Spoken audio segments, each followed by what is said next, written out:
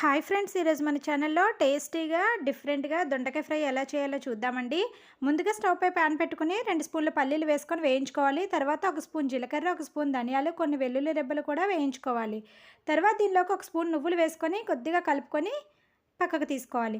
తర్వాత అదే ప్యాన్లోకి 1 spoon oil వేసుకొని పోపు దినుసులు కూడా యాడ్ చేసుకొని కొద్దిగా కరివేపాకు, ఎండుమిర్చి వేసుకొని వేయించుకోవాలి. ఇవి చక్కగా వేగిన తర్వాత 1 కప్పు ఉల్లిపాయ ముక్కలు వేసుకొని వేయించుకోవాలి.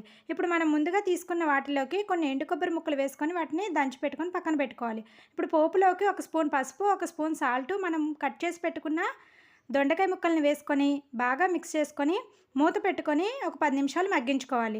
దొండకాయలు చక్కగా ఈ విధంగా మగ్గిన తర్వాత మనం దంచి పెట్టుకున్న మసాలా పొడిని యాడ్ చేసుకొని 1 స్పూన్ కారం కూడా వేసుకొని చక్కగా మిక్స్ చేసుకొని మూత పెట్టుకొని మరొక 2 నిమిషాలు మగ్గించుకోవాలి. అంతే అండి. ఫైనల్గా కొంచెం కొత్తిమీర వేసుకుంటే చాలా టేస్టీగా ఉండే దొండకాయ ఫ్రై రెడీ.